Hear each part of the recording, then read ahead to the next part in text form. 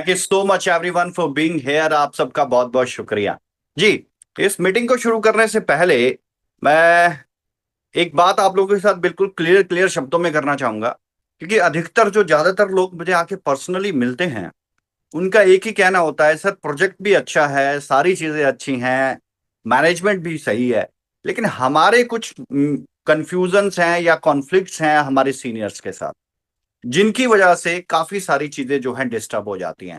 Junior के senior के साथ, सीनियर के जूनियर के साथ कोई ना कोई कॉन्फ्लिक्ट है, जिसकी वजह से वो काम नहीं कर पाया या जिसकी वजह से उसमें कोई समस्या आ गई।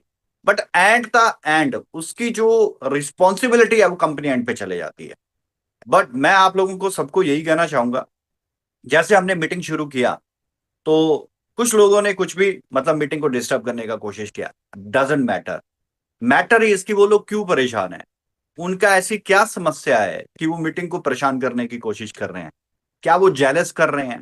क्या उनके साथ कोई ऐसा एपिसोड हुआ है? क्या उनके सीनियर्स ने उनके साथ कुछ ऐसा किया है, या उनके साथ कुछ ना कुछ मिस कमिटमेंट हुआ है जो कि कंपनी बिहाफ के ऊपर नहीं है, लेकिन किसी ने इंडिविजुअल कोई कमिटमेंट किया है? So my request is all for you कि अगर कोई भी इस तरह का आदमी कोई बात सुन रहा है और अगर वो सही में डिस्टर्ब है, तो वो हमारी कोर टीम या कोर मैनेजमेंट, और कोई भी कोर टीम और कोई भी कोर मैनेजमेंट, ये नहीं कि आप अपनी कोर टीम या अपनी कोर मैनेजमेंट में, नो, आप पूरी कंपनी की किसी भी कोर टीम और किसी भी कोर मैनेजमेंट तक अपनी बात पहुंचाओ और सीधा मैसेज लगाओ कि सर हैप्पी सर से हमारी बात करवा दो। मैं डायरेक्टली उस चीज को डील करूंगा और उसकी कोई भी समस्या होगी मैं डायरेक्टली उस चीज को खत्म करने की कोशिश करूंगा। बट द पॉइंट इज कि ये सब आके करना, मीटिंग डिस्टर्ब करना, क्योंकि आपके पास इंफॉर्मेशन नहीं है, आपके पास प्रॉपर चीजें नहीं है, आपको पता ही नहीं है प्रोजेक्ट के अंदर क्या है। और कई बार तो ऐसा होता है कि बहुत से लोग मुझे मिलते हैं तो वो कहता है, सर माय गुडनेस ये सब कुछ चल रहा है प्रोजेक्ट के अंदर, हमें तो लगता है ये कुछ भी नहीं था। तो लैक ऑफ कम्युनिकेशन ना एक बहुत बड़ी मिसअंडरस्टैंडिंग को जन्म देता है, बहुत बड़ी मिसअंडरस्टैंडिंग को जन्म देता है। जिन लोगों की मीटिंग्स, एक बात आप याद रखना, ये बड़ी प्रैक्टिकल बात कर रहा हूं, बहुत लोग आज इस बात को सुन रहे हैं, क्योंकि बेशक यहाँ पे आपको 1000 पर्सन दिख रहे हैं, लेकिन 100+ वेन्यूज हैं, और 100+ वेन्यू में अगर 100 ही लोग बैठे हैं तो 10,000 लोग वो भी हैं। लेकिन ये अप्रोक्स 30,000 लोगों का एक एस्टिमेटेड जो वेन्यू मीटिंग्स है, कि आज 30,000 जो के करीब जो लोग हैं वो बात सुन रहे हैं, और ये बात डायरेक्ट आप तक पहुंच रही है, विद इंटेंशन पहुंच रही है, विद रिस्पॉन्सिबिलिटी आप तक सीधी सीधी बात पहुंच रही है। सो द पॉइंट इज कि मिसअंडरस्टैंडिंग यानी कि मिसकम्युनिकेशन जो है एक बहुत बड़ी मिसअंडरस्टैंडिंग को जन्म देता है। सो अगर आप चेक करें, जिन टीमों के अंदर लगातार एलडीपी होती है, लगातार इवेंट्स होते हैं, लगातार कम्युनिकेशन बनता है, इनकी काउंसलिंग होती है, वो टीमें लगातार प्रोजेक्ट में ग्रो करती जा रही हैं। और जिन भी टीम के अंदर, जिस भी टीम के अंदर ये सारी चीजें नहीं हो रही हैं, वो एक शिकार बन रहे हैं जिनके पास इंफॉर्मेशन नहीं पहुंचती और नॉलेज नहीं पहुंचती। सबसे पहली चीज, अपने ट्रस्टीज, अपनी कोटिंग, अपनी मैनेजमेंट से सबसे पहले रिस्पॉन्सिबल तौर पे उनसे बात करें कि हमें हमारी मीटिंग, हमारा वेन्यू मीटिंग, हमारा ट्रेनिंग प्रोग्राम और हमारी काउंसलिंग, ये हमें रेगुलर बेसिस के ऊपर चाहिए। ये बैठ के उनके साथ डिजाइन करें। आप देखें प्रोजेक्ट में जो भी ग्रुप आज सबसे ज्यादा ग्रो कर रहा है, उसके ग्रो करने की वजह होगी, अगर आप चेक करेंगे, सबसे ज्यादा एलडीपीज वो करता होगा, सबसे ज्यादा ईपीज उस ग्रुप की होगी, सबसे ज्यादा वेन्यू मीटिंग उसकी होगी। तो वो प्रोजेक्ट भी ग्रो कर रहा है, या प्रोजेक्ट के साथ वो टीम भी ग्रो कर रही है, तो उसमें कोई समस्या नहीं होगी, उसमें कोई भी चैलेंज नहीं आ रहा होगा। और अगर आ भी रहा होगा या कोई प्रॉब्लम भी होगी, वो इमीडिएट रिजॉल्व कर रहे होंगे। क्यों? क्योंकि जिसको प्रॉब्लम है वो उससे डायरेक्ट कम्युनिकेशन करके प्रॉब्लम ही खत्म कर देते हैं। इससे पहले कम्युनिकेशन ना हो और जिसके साथ कोई प्रॉब्लम है वो नासूर बन जाए और कल को वो यहाँ आकर कोई ऐसी एक्टिविटी करे, तो इसके लिए फिर प्रोजेक्ट रिस्पॉन्सिबल तो नहीं होता, लेकिन झेलना लास्ट में आके प्रोजेक्ट को पड़ता है। सो डियर फ्रेंड्स, अगर आप प्रोजेक्ट के साथ हैं तो अपना कम्युनिकेशन वैलिड करें, कम्युनिकेशन स्ट्रॉन्ग करें, अपनी ईपीज, एलडीपीज और काउंसलिंग मीटिंग सबसे ज्यादा करें। काउंसलिंग मीटिंग का मतलब होता है आमने सामने बैठ के हर एक चीज के ऊपर डिस्कशन करना। काउंसलिंग सबसे ज्यादा जरूरी है। काउंसलिंग ना होने की वजह से बहुत सारी समस्याओं का जन्म हो जाता है। So please, it's my responsibility to communicate, कि आप लोगों को मैं ये चीजें बताऊं। दूसरी चीज, ये सेम मीटिंग आज इटैलिक लैंग्वेज में अमनप्रीत सिंह जी ले रहे हैं और इंग्लिश में ये सेम मीटिंग हमारे ट्रेनर गीतांजलि जी ले रहे हैं। तो miss Geetanjali ji and Amanpreet ji italic में, और ये सेम मीटिंग जो कम्युनिकेट हो रही है इटैलिक लैंग्वेज में भी हो रही है, और ये मीटिंग सेम जो है इंग्लिश के अंदर भी है और हिंदी के अंदर मैं कम्युनिकेशन कर रहा हूँ, बिकॉज द मेच्योरिटी जो मेजोरिटी है वो हिंदी की ज्यादा है, तो इसलिए मैं फिर ये हिंदी में कम्युनिकेट कर रहा हूँ आप लोगों के साथ। और मैं देख पा रहा हूँ कि बहुत ही जबरदस्त तरीके से हर जगह पे हर इवेंट जो है फुल ऑन पैक है। So it's very nice thing.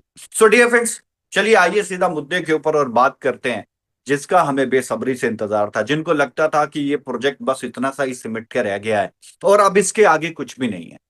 तो इसके आगे की बारे में बात करते हैं और दिखाते हैं कि इसके आगे क्या है। और ये प्रोजेक्ट जो एक सिंपल एक छोटे से शहर से शुरू हुआ था और आज वर्ल्ड पे कैसे राज करेगा, और कैसे आप लोग उस चीज का गवाह बनेंगे और कैसे आप लोग उसको एंजॉय और एंटरटेन करेंगे। आइए जानते हैं कि हमारे जहन में क्या वर्कआउट किया गया है, क्या प्रेजेंटेशन डिजाइन की गई है, क्या चीजें बनाई गई हैं। आइए डियर फ्रेंड्स ज्वाइन करते हैं। तो आज हमारा सबसे बड़ा टॉपिक है जिसके अंदर हमने ICU plan and GTM strategy के ऊपर हम बात करेंगे, यानी कि आईसीयू की प्लानिंग क्या है, स्ट्रेटेजी क्या है। और इतने से प्रेजेंटेशन नहीं है, इसी के अंदर बहुत सारी चीजों को मैं कम्युनिकेशन जो है मैं लेकर आऊंगा। सारी तस्वीर आज आप लोगों को पता चलेगी। और दूसरी चीज, सितंबर के अंदर हम दुबई के अंदर एक इवेंट करने जा रहे हैं, जिसका ऑलरेडी जो है बोनांजा चल रहा है। डेट जो है वो भी मैं आपको बता दूंगा। इटली के अंदर भी हम इवेंट करने जा रहे हैं और उसकी भी डेट मैं आपके साथ मीटिंग में शेयर करूंगा। So let's start dear friends कि क्या प्लानिंग है और कैसे करके अब हम चल रहे हैं। सबसे पहले एम फैब का मतलब क्या है? एम फैब का मतलब है मेटा फाइनेंस एलिमेंट वर्स, यानी कि मेटा यानी कि मेटावर्स की बात है, फाइनेंस यानी कि फाइनेंशियल टर्म्स यानी कि जितना भी फाइनेंशियल सिस्टम, एलिमेंट्स यानी कि उसके अंश, एंड द वर्स यानी कि दुनिया। तो ये मेटा फाइनेंस एलिमेंट वर्स यानी कि आज की टेक्नोलॉजी में फाइनेंशियल सेक्टर हो या आज टेक्नोलॉजी में मेटावर्स हो या ब्लॉकचेन हो, वो सारी दुनिया की बात जो है इस एमफैब के अंदर है। तो जो एमफैब है वो लेयर वन का ब्लॉकचेन है। लेयर वन ब्लॉकचेन यानी कि आज के समय में सबसे ज्यादा पॉपुलर ब्लॉकचेन, और टर्मिनोलॉजी की वजह से उसे लेयर वन कहा जाता है। उसकी टीपीएस ट्रांजैक्शन पर स्पीड की वजह से लेयर वन कहा जाता है। उसकी स्केलेबिलिटी और एफिशिएंसी की वजह से उसको लेयर वन कहा जाता है। तो ये सारी तमाम जो चीजें हैं हम इसे मुकम्मल करते हैं, इसीलिए हम लेयर वन ब्लॉकचेन है। कंसेंसस मैकेनिज्म है डिसेंट्रलाइज रिवॉर्ड जनरेशन वाया डेलीगेटर्स। अभी तक जितने भी अगर आप ब्लॉकचेन्स देखेंगे तो सभी वैलिडेटर्स का ही इस्तेमाल करते हैं, डेलीगेटर का इस्तेमाल बहुत कम करते हैं। लेकिन यहां पर आपको डेलीगेटर्स के बारे में भी काफी कुछ बताया जाएगा। एंड द ईवीएम कंपैटिबिलिटी, जो फोक इस्तेमाल होता है जिसके ऊपर ब्लॉकचेन बनाई जाती है, वो सभी के सभी जो है इथेरियम वर्चुअल मशीन भी कहते हैं, इथेरियम वेंडिंग मशीन भी कहते हैं। अगर आप बात करेंगे बाइनांस के बीएनबी की, तो उसकी जो ब्लॉकचेन है वो भी ईवीएम बेस्ड है। तो सिमिलर हमारी ब्लॉकचेन भी ईवीएम कंपैटिबल है। That means is easy to access, TPS high है, ट्रांजैक्शन पर सेकंड हाई है, स्केलेबिलिटी इसकी बेस्ट है। देखिए अभी तक हमने सिर्फ आपके साथ ब्लॉकचेन लॉन्च किया था, लेकिन ब्लॉकचेन की इतनी गहराई वाली चीजें अभी तक शेयर नहीं की थी। और इससे भी ज्यादा जो बेस्ट चीजें हैं हम शेयर करेंगे आने वाले दुबई के इवेंट में, और उसके बाद शेयर करेंगे आने वाले इटली के इवेंट में। और क्या क्या चीजें आपके लिए दुबई में बहुत बड़ा सरप्राइज रखा गया है। पिछली बार भी आपको एक प्रोडक्ट लॉन्च करने के लिए बुलाया गया था, लेकिन तीन तीन प्रोडक्ट लॉन्च कर दिए गए थे। तो सारे प्रोडक्ट जो है कैसे वर्कआउट और क्या सारी चीजें हैं और क्या आपके लिए सरप्राइज रहेगा दुबई में, आपकी सोच से परे रहेगा डियर फ्रेंड। सो मैं आगे चलता हूं।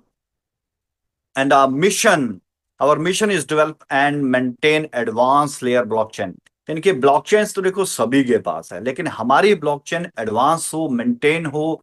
और जो सबसे बड़ी चीज है ब्लॉकचेन के अंदर, कि ब्लॉकचेन में हम और जो ब्लॉकचेन मार्केट के अंदर है, चाहे वो थेरियम आ जाता है, चाहे वो बाइनांस आ जाता है, चाहे वो पॉलीगन मैटिक आ जाता है, हम उन सबसे किस तरह से दूर, मतलब किस तरह से अलग हैं, हमारे उसके बीच में क्या दूरी है, क्या उसके बीच में डिफरेंसेस हैं, और कैसे हम उन सबसे बेस्ट हैं। ये सारी चीजें जो है अब आपको आगे चल के प्रेजेंटेशन के अंदर स्टेप बाय स्टेप पता चल जाएगी।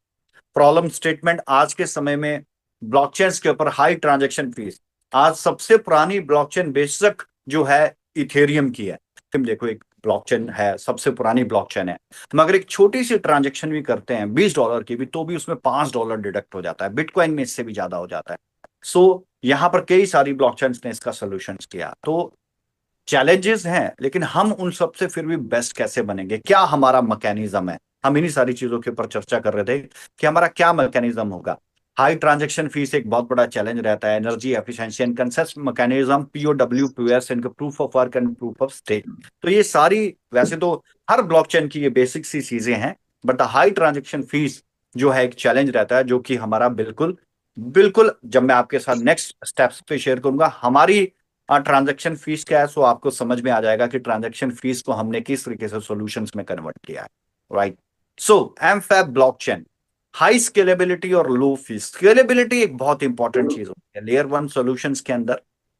तो हमारी जो ब्लॉकचेन है ट्रेडिशनल ब्लॉकचेन से एडवांस है, लेयर वन है, और सबसे बड़ी चीज लो फीस है, एनर्जी एफिशिएंट, एडवांस सिक्योरिटी। जाहिर सी बात है कि लेयर हाँ वन मेरा। की ब्लॉकचेन है, लेयर वन की ब्लॉकचेन है, तो सिक्योरिटी का तो सबसे पहले ध्यान रखा जाएगा।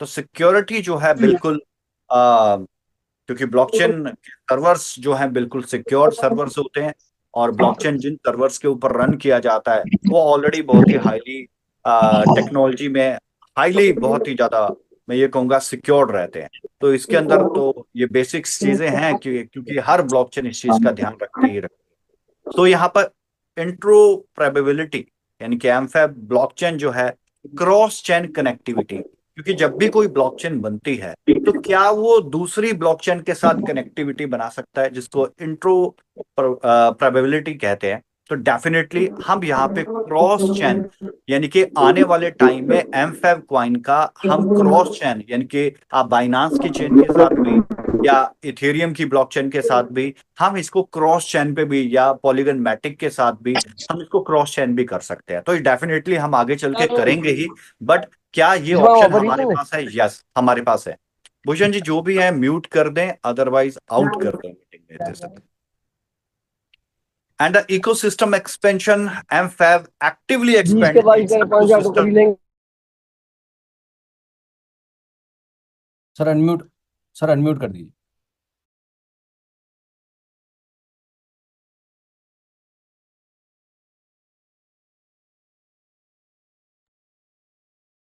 सबको म्यूट कर दें, आई होप सो, यस। हाँ, मुझे ना म्यूट कर दें लेकिन। Thank you.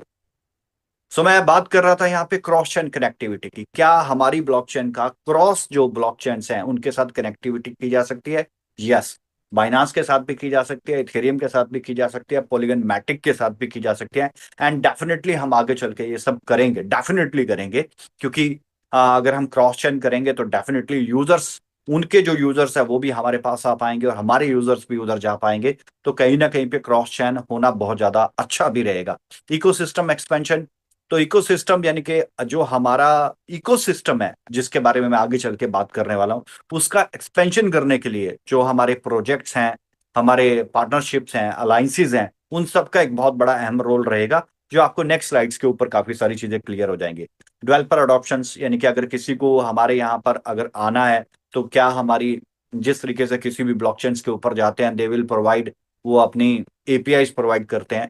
तो ये सारी चीजें हमारे पास भी डेफिनेटली बिल्कुल उसी तरीके से हैं।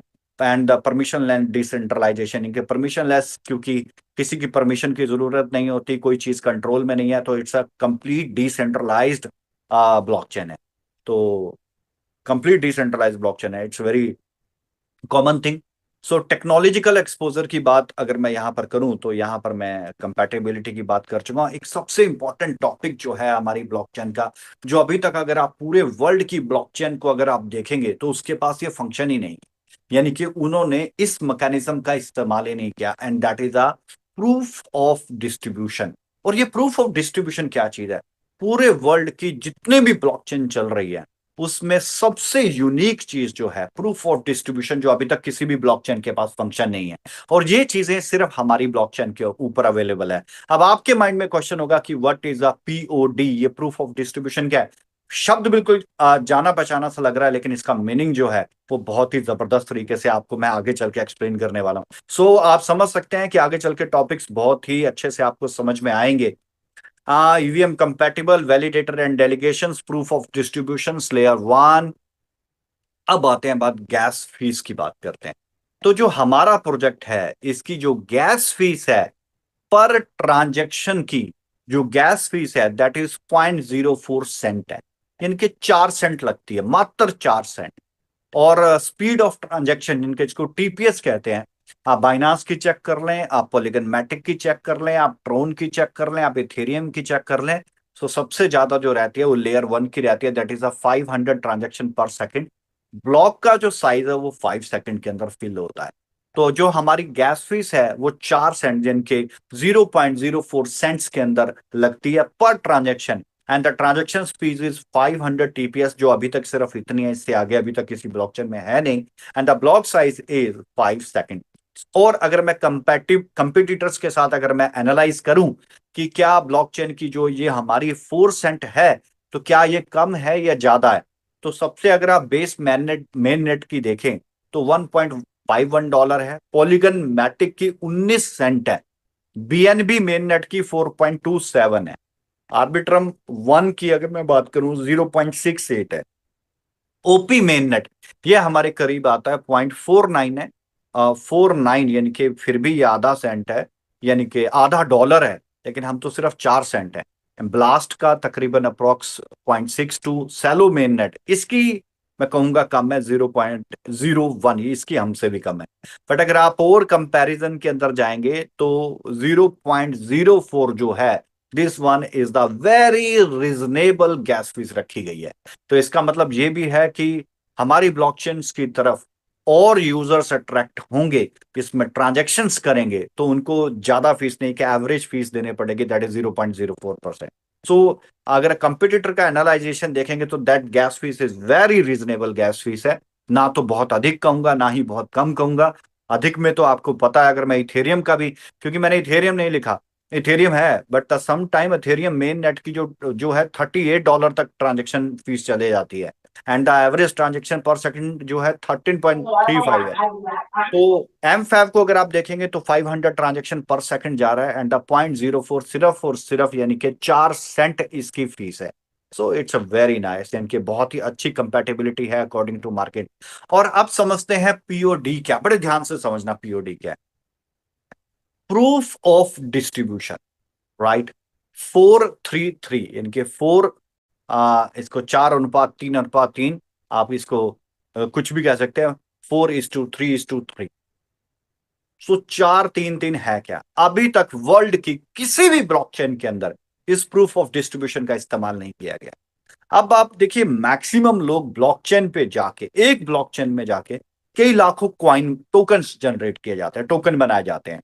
कंपैटिबिलिटी, जैसे हमारे पास भी पहले एलपीएनटी टोकन, तो टोकन बनाए जाते हैं।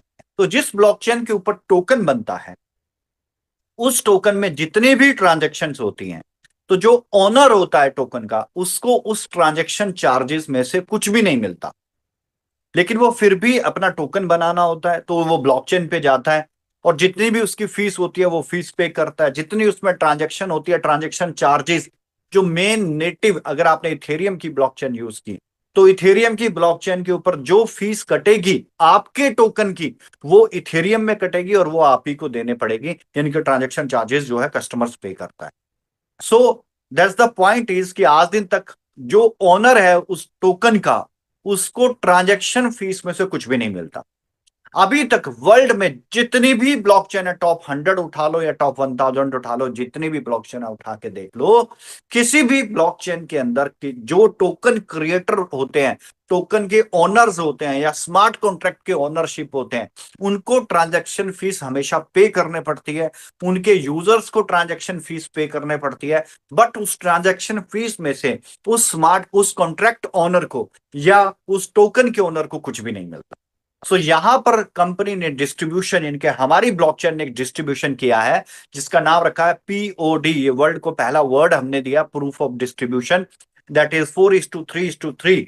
इनके 4%, जब भी कोई हमारे यहां पर आके टोकन क्रिएट करेगा और जब भी वो कोई ट्रांजेक्शन करेगा, तो उसका 40% जो है वो हमारी ब्लॉकचेन को जाएगा, 30% जो है वैलिडेटर को जाएगा, जो भी वैलिडेट करेगा ट्रांजैक्शन को, एंड 30% जो होगा उस ट्रांजैक्शन का उस टोकन के ऑनर को जाएगा।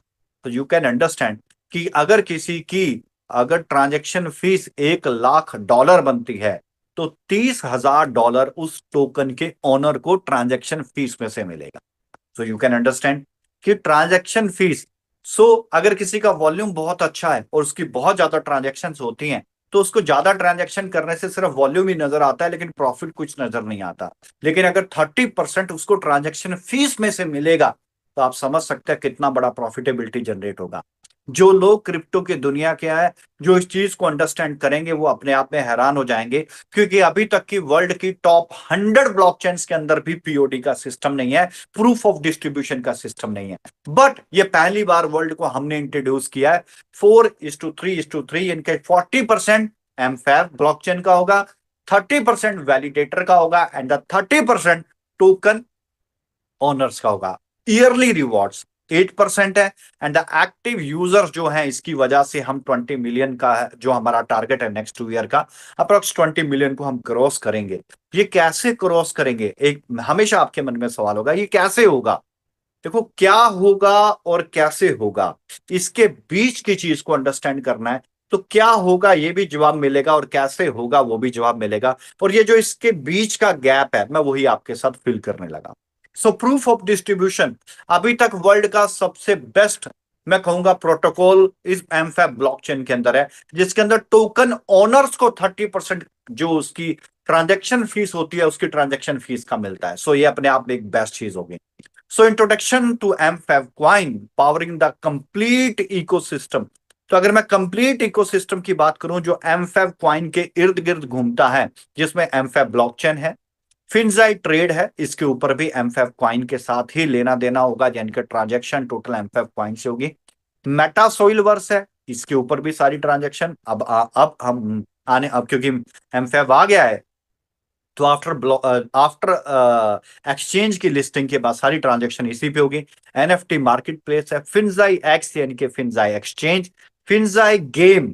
ये फिनजाई गेम मैं थोड़ा आगे चल के आपको बताता हूं कि ये फिनजाई गेम क्या है। और क्रिप्टो पेमेंट सॉल्यूशंस, तो हम यहाँ पर क्रिप्टो पेमेंट सॉल्यूशंस भी दे रहे हैं। दैट मींस हम आपको आपके डेबिट कार्ड बना के देंगे, सिर्फ आपको उस डेबिट कार्ड के अंदर हमारा एमफैब क्वाइन रखना है और वर्ल्ड के किसी भी वीजा ऑपरेटेड एटीएम में जाना है जो वीजा को एक्सेप्ट करता है और स्वैप करना है। आपको उस देश की करेंसी ऑटोमेटिकली आउट होगी। आप चाहे एप्पल पे यूज करके टैप करके पेमेंट करें या आप किसी भी एंगल से पेमेंट करें, आपकी पेमेंट एक्सेप्टेबल होगी। आपको डेबिट कार्ड यानी कि हम crypto payment solutions crypto enabled debit card देंगे। सिर्फ आपके वॉलेट के अंदर आपके पास एमफैब क्वाइन होने चाहिए। अब आप उस वॉलेट उस डेबिट कार्ड को पूरे वर्ल्ड में कहीं पर भी इस्तेमाल कर सकते हो। Web3 product under development 1, Web3 product under development 2, Web3 product under development 4, 4 ऐसे और प्रोडक्ट डिजाइन किए जा रहे हैं। अभी तक तो आपको लग रहा था ब्लॉकचेन आ गया, मेटावर्स आ गया, फॉरेक्स ट्रेडिंग आ गया, एनएफटी मार्केट प्लेस आ गया, फॉरेक्स फिनजाई एक्सचेंज आ गई, क्रिप्टो एक्सचेंज, फिनजाई गेम भी हमने सुन लिया, क्रिप्टो पेमेंट सॉल्यूशन भी सुन लिया। अब सिर्फ 3 और ऐसे यहां पर रख दिए कि Web3 प्रोडक्ट अंडर डेवलपमेंट। 3 ऐसे प्रोडक्ट रख दिए कि Web3 अंडर डेवलपमेंट की जिसके बारे में आपको भी नहीं पता और उनका नाम भी नहीं बताया जा रहा है। तो बहुत सारे सरप्राइजेस हैं। सिर्फ आप ये ना मत सोचना कि हम 7 या 8 प्रोडक्ट बना के बैठेंगे। हमें वर्ल्ड का सबसे बड़ा फाइनेंशियल इकोसिस्टम बनाना है। हाँ, जब उसको बनाया जाता है तो रोड़े बहुत आते हैं, अटकलें बहुत आती हैं, हर्डल बहुत आते हैं। अपने ही लोग, जैसे पहले कोई ड्रामा कर रहा था ना, अपने ही लोग काफी सारी चीजें अटकाने की कोशिश करते हैं। बट हमारा फोकस, हमारा विजन हमारा बिल्कुल क्लियर है, हमें करना क्या है। क्योंकि जब आउटपुट आएगी ना तब आलोचक भी प्रशंसक बनेंगे, ये बात हमें बहुत अच्छे से मालूम है। तो हमको कोई आपत्ति नहीं है, लेकिन जो आलोचक है उन्हें देखना चाहिए हम करने क्या जा रहे हैं। उनके सोच में भी ये सारा इकोसिस्टम नहीं आ रहा होगा कि ये करने क्या जा रहे हैं। और इसमें काफी सारी चीजें लाइव है और कुछ अगले 1 महीने में, 2 महीने में, 3 महीने में लाइव हो जाएंगी।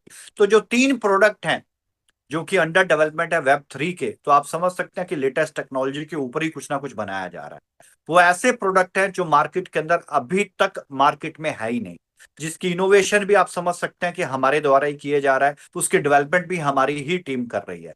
और जब वो चीजें बन के मार्केट के अंदर आएगी तो एक बहुत बड़ा रेवोल्यूशन क्रिएट करेगी और बहुत सारे लोगों को बहुत सारी चीजों के जवाब मिलेंगे, जो सिर्फ और सिर्फ अभी तक हमारे पास वो प्रोडक्ट है जो अंडर डेवलपमेंट है, और बड़ी जल्दी आप लोगों तक वो प्रोडक्ट पहुंचेंगे क्योंकि वो डेवलपमेंट जैसे ही कंप्लीट हो जाएगी। तो मैं आगे चलता हूँ। ये तो इंट्रोडक्शन टू एमफेव कॉइन की एमफेव कॉइन कहाँ कहाँ पे सर्कुलेशन होगा। तो इससे आपको ये समझ में आएगा कि 20 मिलियन की कम्युनिटी बन सकती है कि नहीं बन सकती है। फिंजाई गेम है, फिंजाई एक्सचेंज है, एनएफटी मार्केट प्लेस है, मेटा सोल्यूवर्स है, एमफेव की ब्लॉकचेन है, उसके बाद फॉरेक्स ट्रेडिंग है, क्रिप्टो पेमेंट सोल्यूशंस है। अगर आपके वॉलेट में एमफेव कॉइन है और उधर से आप डेबिट कार्ड इस्तेमाल कर सकते हो, कितना बड़ा सोल्यूशन होता है पूरे वर्ल्ड वाइड।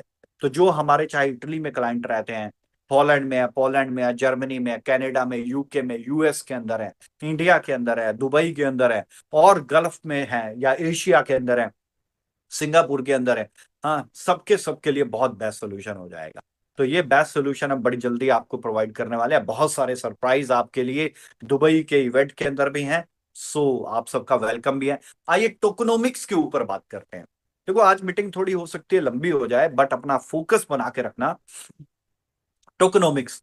तो टोकनोमिक्स का मतलब क्या है कि जितनी टोटल सप्लाई है ना, उस सप्लाई को इन्होंने डिवाइड कैसे किया, बांटा कैसे है। तो एम5 की टोटल जो सप्लाई है उसको हमने बांट कैसे दिया। देखो मैंने फर्स्ट सेकंड थर्ड नंबर लिखे हैं ताकि आप इसे ध्यान से देख सकें। फर्स्ट अगर मैं बात करूं पब्लिक सेल, आईसीओ, जो कि अभी रन है, जिसका सीड राउंड खत्म हो गया है। सो पब्लिक सेल का आईसीओ 30%, इनके 30% सप्लाई रखी थी। स्टेकिंग पूल में 10%। स्टेकिंग पूल एंड रिवॉर्ड्स, ये स्टेकिंग पूल्स एंड रिवॉर्ड क्या होते हैं कि अब जब आप मल्टीपल ब्लॉकचेन के ऊपर अपने क्वाइन को लिस्ट करते हैं तो वहां पर स्टेकिंग भी की जाती है, पूल में रिवॉर्ड्स भी दिए जाते हैं, यील्ड फार्मिंग भी दी जाती है, तो वो यील्ड भी दिया जाता है, तो उसके लिए भी एक सप्लाई रखी गई है, that is 10%। Team development advisors, तो जो टीम डेवलप कर रही है हमारे साथ, एडवाइजर्स हैं, तो इतना बड़ा प्रोजेक्ट डिजाइन कर रहे हैं तो डेफिनेटली उनकी उम्मीदें भी हमसे ज्यादा होंगी। तो उनके लिए भी 10% की हमने एक सप्लाई का एक प्रोविजन किया है। इकोसिस्टम डेवलपमेंट, इनके पूरा इकोसिस्टम, और इकोसिस्टम ये नीचे अगर इकोसिस्टम को मैं कर दूं तो ये तकरीबन 5 पार्ट्स में आ जाता है। ABCDE की तरफ ध्यान दें, नीचे वाले जो 4 5 कॉलम है, जिसमें मेटावर्स। देखो इकोसिस्टम डेवलपमेंट के लिए टोटल सप्लाई जो रखी गई है 4 करोड़ 10 लाख टोकन है, यानी कि तकरीबन 41% है।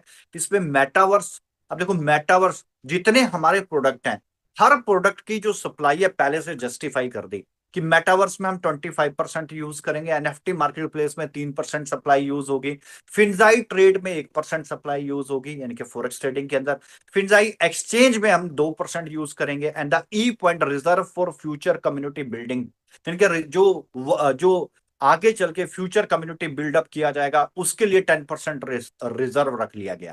तो कहने का मतलब ये है कि चौथा पॉइंट, अगर फोर्थ पॉइंट अगर आप टॉप पे देखते हैं तो इकोसिस्टम डेवलपमेंट के लिए 41% सप्लाई रखी गई है। और ये जो 41% की सप्लाई है, ये metaverse, NFT market place, Finza trade, आप इन सबके जो वॉलेट है ब्लॉकचेन के ऊपर देख पाएंगे। किसी भी ऐसा नहीं है कि मेटावर्स की सप्लाई एनएफटी मार्केट प्लेस में इधर की सप्लाई, फिंजा ट्रेड में इधर की सप्लाई, फिंजा एक्सचेंज में, या तो वो सेम प्रोजेक्ट में यूज होगी अदरवाइज वो वॉलेट में रहेगी। यानी कि अगर मेटावर्स की सप्लाई 25% है तो या तो वो इस्तेमाल ही मेटावर्स में यानी कि मेटासोल्यूवर्स में होगी, अदरवाइज नहीं हुई तो वो वॉलेट के अंदर वैसे ही रहेगी। यही प्रोटोकॉल हम लोगों ने डिजाइन कर रखा है। और इसके अंदर सबसे बड़ी चीज बर्निंग पॉइंट भी है कि ये जैसे ही सप्लाई यूज होगी तो 400 यानी कि 41% सप्लाई बर्न भी हो जाएगी। क्योंकि मेटावर्स में अगर आपने पार्सल खरीदा एग्जांपल के तौर पे, तो आपने एमफैफ देके पार्सल खरीदा, वो पार्सल खरीदने के आपने आपने एमफैफ खरीदने के लिए यूएसडीटी दिया या पेयर जो उसके साथ भी था एमफैफ, आपने वो मेजर करेंसी दी, आपने एमफैफ ले लिया, एमफैफ से आपने पार्सल खरीद दिया, पार्सल खरीदते ही एमफैफ वापस कंपनी के पास आ गया, कंपनी उसे इमीडिएट बर्न कर देगी। अगर एनएफटी मार्केट प्लेस में आपने एमफैप से एनएफटी खरीदी तो एमफैप जैसे ही कंपनी के पास पहुंचेगा कंपनी उसको बर्न कर देगी। फिंजा ट्रेड में भी सेम, फिंजा एक्सचेंज में भी सेम है। तो आपको एक बात समझनी होगी कि ये जो हमने 41% सप्लाई रखी है टोटल बर्न कर देंगे।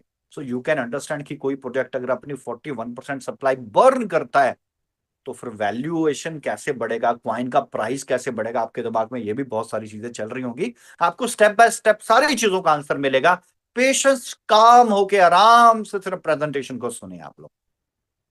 पांचवा पॉइंट है यहाँ पे, अगर टॉप पे देखेंगे, fifth, first, second, third, fourth, ecosystem development 41% मैंने शेयर कर दिया।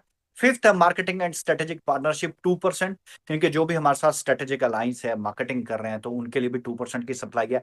एयर ड्रॉप भी रखा गया है, तो एयर ड्रॉप भी करेंगे तो उसमें रैंडमली किसी को भी क्वाइन मिल सकते हैं। जो भी एयर ड्रॉप के अंदर पार्टिसिपेशन करेगा, जो भी उसके चैलेंजेस के अंदर इन्वॉल्व होगा, या जो भी एयर ड्रॉप का प्रोसीजर होगा उसमें जो भी इन्वॉल्व होगा, 1% सप्लाई उससे मिलेगी। फाउंडेशन के लिए 1% रखी गई है। इनके foundation founding members, exchange market, market liquidity, exchange के लिए जो लिक्विडिटी है वो 2% है। रिसर्च एंड डेवलपमेंट के लिए जो है 1% रखा गया है, जो अभी करंट बेस पे चल रही है। एंड फ्यूचर डेवलपमेंट के लिए 2% सप्लाई रखी गई है। तो अब ये परसेंटेज में सप्लाई आ गई। अब हम इस सप्लाई को बात करते हैं कि कितनी कितनी सप्लाई यहाँ हमारी यहाँ पर है। पब्लिक सेल के लिए 300 मिलियन कॉइन है। स्टेकिंग रिवार्ड के लिए 100 मिलियन है। टीम डेवलपमेंट के लिए 100 मिलियन है। इकोसिस्टम डेवलपमेंट के लिए, क्योंकि हमारी टोटल सप्लाई कितनी है, 1 बिलियन की सप्लाई है पर, तो 1 बिलियन सप्लाई है हमारे पास। उसमें से 300 मिलियन क्वाइंस आईसीओ के हैं, 100 मिलियन रिवॉर्ड्स के लिए रखे गए। जितना मैंने पीछे आपको टोकनोमिक्स बताया वो परसेंटेज में था, और ये नंबर्स में है, यानी कि उस परसेंटेज के कितने नंबर बनते हैं। टीम डेवलपमेंट के लिए 100 मिलियन क्वाइन है। जहां जहां पर 1% था ना, वहां पर भी 10 मिलियन क्वाइंस है। फिनजाई ट्रेड 10 मिलियन है। फिनजाई एक्सचेंज 20 मिलियन है। Reserve for future 100 million coin. Marketing and strategic partnership 20 million coin. Air drop 1% था ना, एयर ड्रॉप एयर, उसमें भी 10 मिलियन क्वाइन है। सो 1 करोड़ क्वाइन तो उसी के लिए है, यानी कि 1 करोड़ बहुत बड़ा मतलब नंबर्स होते हैं 1 करोड़, यानी कि अगर आप समझे 10 मिलियन। हाँ, सो फाउंडेशन के लिए 10 मिलियन है। Exchange market making and the liquidity, exchange पे मार्केट मेकिंग करना और लिक्विडिटी पहुंचाना, यानी कि उसके लिए 20 मिलियन है। रिसर्च के लिए, यानी कि फ्यूचर जो करंट रिसर्च है उसके लिए 10 million. And the future development, क्योंकि हमने 3 प्रोडक्ट के बारे में बताया जो Web3 अंडर डेवलपमेंट है, that is also in our future development के अंदर है, तो उनके लिए भी 20 मिलियन कॉइन्स रखे गए हैं। तो हर चीज की लिक्विडिटी को ध्यान में रखा गया है। हर प्रोजेक्ट के अंदर किस प्रोजेक्ट में कितना लिक्विडिटी होगा और वो कैसे बर्न होगा, कैसे बर्न होगा, ये सारी चीजें हमारी टोकनोमिक्स, क्योंकि टोकनोमिक्स जो है ये एक बहुत इंपॉर्टेंट चीज है। सो 1 बिलियन क्वाइंस है। आपको लगता होगा सप्लाई ज्यादा है, आप पॉलीगन मैट्रिक की सप्लाई चेक करेंगे तो आपको आपको पता चलेगा कितनी ज्यादा है। सो ऐसे ही बहुत से ऐसे प्रोजेक्ट हैं जिनकी सप्लाई मिलियंस, इनके 10 बिलियन है, किसी की 2 बिलियन है, लेकिन वो यूटिलाइज कैसे करते हैं that is total depend on the tokenomics. अगर टोकनोमिक्स स्ट्रांग है तो डेफिनेटली प्राइस ग्रो करता है और बहुत सारी चीजें होती हैं और प्रोजेक्ट स्ट्रांग भी होता है। मैं आगे चलता हूं। सो अभी हमारा चल रहा है आईसीओ, तो face of initial coin offering ICO. तो आईसीओ यहां पर 4 राउंड है, यानी कि 4 चरण के अंदर आईसीओ दिया जा रहा है। सीड राउंड 45 मिलियन एमफेब क्वाइन थे जो 9 अगस्त को स्टार्ट हुआ, जो कि अब खत्म हो गया। दूसरा राउंड प्राइवेट राउंड जो कि 20 अगस्त को शुरू होगा, आने वाले 1-2 दिन के अंदर ही, कुछ ही समय में आपको प्राइवेट राउंड स्टार्ट मिलेगा। 80 मिलियन क्वाइन इसके लिए रखे गए हैं। प्री सेल राउंड, यानी कि तीसरा राउंड है, प्री सेल राउंड है इसका नाम, 165 मिलियन कॉइन है इसके लिए। And the last round is public round जिसके लिए 10 मिलियन है। तो इससे पहले किसी के पास कोई भी फिगर्स थे, इसे अपडेट कर लें, these are the final presentation. Seed round में 45 मिलियन खत्म हो गए, एंड द प्राइवेट राउंड में यानी कि 80 million. And the price is, अगर मैं प्राइस की बात करूं यहां पर, तो जो हमारा सीड राउंड है वो 5 सेंट से स्टार्ट हुआ। प्राइवेट राउंड जो है वो 10 सेंट से है। And the pre sale round जो है हमारा वो 20 सेंट पे होगा। एंड पब्लिक राउंड जो है हमारा 5, 10, 15, and the public round is 20। यानी कि seed round 5 cent, private round 10 cent, pre sale round हमारा 15 सेंट यानी कि 15, and the public round is 40 cent होगा। सो डियर फ्रेंड्स, ये इसका प्राइस है। आपको किसी राउंड में टोकन मिल जाए ले लेना, सॉरी क्वाइन मिले ले लेना किसी राउंड में, ये मत सोचना फर्स्ट है, सेकंड है, थर्ड है, फोर्थ है, क्योंकि जब आगे चीजें देखोगे तो आगे चल के हो सकता है पछतावा हो, काश मैंने उस दिन 20 सेंट में ले लिया होता, या जिस पे भी मिल रहा था ले लिया होता, तो आज बहुत अच्छा होता। वो काश आश अगर मगर लेकिन वेकिन परंतु किंतु इनसे दूर ही रहना, क्योंकि ये पछतावा ही देंगे आपको। आगे चलते हैं। तो ये आईसीयू था। अब आईसीयू के अंदर एक कंडीशन है, उस कंडीशंस को समझना बहुत ज्यादा जरूरी है, क्योंकि आपके माइंड में एक चीज जरूर होगी कि यार प्राइस कैसे इंक्रीज किया जाएगा, क्योंकि एक इन्वेस्टर को सिर्फ एक ही चीज से मतलब है, प्राइस कैसे इंक्रीज किया जाएगा, प्रॉफिटेबिलिटी कैसे जनरेट की जाएगी। और हमने अब हर चीज का बहुत ज्यादा रिसर्च एंड डेवलपमेंट करके इसका हमने बहुत अच्छे से सोल्यूशन तैयार किया, क्योंकि जो भी कंपनियां या जो भी प्रोजेक्ट आज से कई वर्ष पहले मार्केट के अंदर आई, उनके आईसीओ में बिकने वाले क्वाइंट्स ने उनको कभी खड़े नहीं होने दिया, बहुत ही रेयर है। बट कई कई प्रोजेक्ट्स ने आईसीओ के क्वाइंट्स के ऊपर इतनी जबरदस्त स्ट्रेटेजी बनाई जो आज भी मार्केट में बुलंदी के ऊपर है। तो जाहिर सी बात है, एक अच्छी स्ट्रेटेजी से प्रोजेक्ट में एक बहुत बड़ा रेवोल्यूशन क्रिएट किया जा सकता है। क्या हो सकता है रेवोल्यूशन, क्या है वो चीजें? सबसे पहली चीज, सीड राउंड को पहले 1 साल के लिए लॉक कर दिया गया है। सीड राउंड में जिसकी भी इन्वॉल्वमेंट होगी, जो भी बाय करेगा या जिसको भी मिले हैं, उसको 1 साल के लिए उसके कॉइन लॉक है। उसके बाद आफ्टर 1 ईयर, 1 साल के और बाद यानी कि दूसरा साल शुरू हो गया, तो जो हमारे alliances and partners and management है, दे विल डिसाइड कि अगले साल कितने क्वाइंट्स रिलीज करने हैं, कितने क्वाइन रिलीज करने हैं। ऐसा नहीं है एक्सचेंज आई जी और चलो जी सारे सेल करने चल पड़े, और सेल करने चल पड़े और जी प्राइस पहले तो एक्सचेंज पे आते पंप हो गया, और जैसे और एकदम वो daddy coin everyone knows Andrew Tate, हाँ, उसने हल्का सा टच किया और वो सीधा आसमान को छू गया, और 1 लाख रुपए लगाने वाले ने 3 करोड़ रुपए कमा लिए उसने। और आज कहां पर वो खड़ा है डैडी क्वाइन, मतलब डैडी का बेटा भी नहीं बचा, दैट्स इट, इस कदर उसकी हालत हो गई क्वाइन की। हमें ऐसा नहीं करना कि एकदम आसमान को छूना और उसका सीधा जमीन के अंदर जमीन दोष होना है, हमें ऐसा नहीं करना। हमें एक अच्छी बेस्ट स्ट्रेटेजी बनानी है, month wise, quarter wise, year wise growth करना है और वहां पे स्टेबिलिटी लेके आना। डियर फ्रेंड, सीड राउंड के क्वाइन यूं मान के चलो कि 2 साल के लिए लॉक है। पहले साल पूरा लॉक है और अगले साल 1 साल कंप्लीट होने के बाद मैनेजमेंट एंड इन्वेस्टर्स का वोटिंग होगा, वोटिंग डिटरमाइन की जाएगी। वोटिंग के अंदर डिसाइड किया जाएगा कि वोटिंग किस परसेंटेज पे जा रही है। हो सकता है 2 साल के बाद वोटिंग में 50% बोल दिया जाए, या 50% को ज्यादा वोट मिल जाए, 40 को मिल जाए, 30 को मिल जाए, 20 को मिल जाए, 25 को मिल जाए। There is a lots of option. तो लेकिन ये नहीं है कि जी इसको ओपन करो, क्योंकि 5 सेंट के होंगे और हो सकता है 2 साल के बाद इसका प्राइस $10 हो। तो 5 सेंट और $2, तो ये तो डैडी क्वाइन का भी बाप बन जाएगा और ग्रैंडफादर बन जाएगा, इतना बड़ा पावर बन जाएगा। बट हर चीज को सिस्टमेटिकली करना है, सब प्रॉफिट को अच्छे से कमाएं। ये नहीं है चंद लोग अरबों रुपया कमा गए और चंद लोग लाखों भी नहीं बना पाए। नो नो नो नो, ऐसा नहीं होना चाहिए, बैलेंस होना चाहिए। सभी लोग अच्छे से कमाएं, थोड़ा कम थोड़ा ज्यादा, इट्स एक्सेप्टेबल, क्योंकि that depend on the capacity, that depend on the efforts and the investment capacity. But ये नहीं होना चाहिए कि एक बड़ा छोटी सी संख्या बहुत बड़ा कमा जाए। हम भी ये चाहते हैं कि सब अच्छा प्रॉफिट बनाए। सीड राउंड के जो क्वाइन है, ये मान के चले 2 साल के लिए लॉक है। उसके बाद वोटिंग होगी मैनेजमेंट के द्वारा, इन्वेस्टर्स के द्वारा, लाइसेंस एंड पार्टनर्स के द्वारा, जो इसके अंदर सीड राउंड के अंदर हैं, और वो डिसाइड करेंगे कि कितनी परसेंटेज इसकी दूसरे साल में खोल ली। प्राइवेट राउंड की मैं बात करूं, सेकंड राउंड की, तो फर्स्ट ईयर में 25%। आज अब ये फर्स्ट ईयर कब से शुरू होगा? प्राइवेट राउंड में कहा गया फर्स्ट ईयर में 25%। तो ये फर्स्ट ईयर कब से शुरू होगा? जिस दिन क्वाइन एक्सचेंज पे लिस्ट हो जाएगा नवंबर में, उस दिन से 1 साल कैलकुलेट किया जाएगा। सीड राउंड का भी, प्राइवेट का भी, प्री सेल का भी एंड पब्लिक राउंड का भी, ये सब का 1 साल उस दिन से शुरू होगा जिस दिन क्वाइन एक्सचेंज के ऊपर लिस्ट हो जाएगा। तो कोई कंफ्यूजन ना रहे। तो प्राइवेट राउंड में जैसे 1 साल कंप्लीट होगा, तो आपको 25% फर्स्ट ईयर में ही एक्सचेंज पे लिस्ट होने के अंदर जो साल स्टार्ट हुआ उस पूरे साल में ही 25% होगा। एंड सेकेंड ईयर में 15 से 20% अनलॉक होगा हर साल। कैसे कैसे अनलॉक होगा अगली स्लाइड में बिल्कुल साफ सफाई से दिख जाएगा आपको। प्री सेल राउंड में पहले ही साल में, मान लो आज लिस्ट हो गया एक्सचेंज पे, 4 क्वार्टर होते हैं, first quarter, second quarter, third quarter, fourth quarter. तो आपको पहले ही क्वार्टर से 35% यानी कि रिलीज होना शुरू होगा। इसका कुछ परसेंटेज फर्स्ट क्वार्टर, कुछ परसेंटेज सेकंड क्वार्टर, कुछ परसेंटेज थर्ड क्वार्टर, कुछ परसेंटेज फोर्थ क्वार्टर। यानी कि आपको हर क्वार्टर में कॉइन्स मिलेंगे।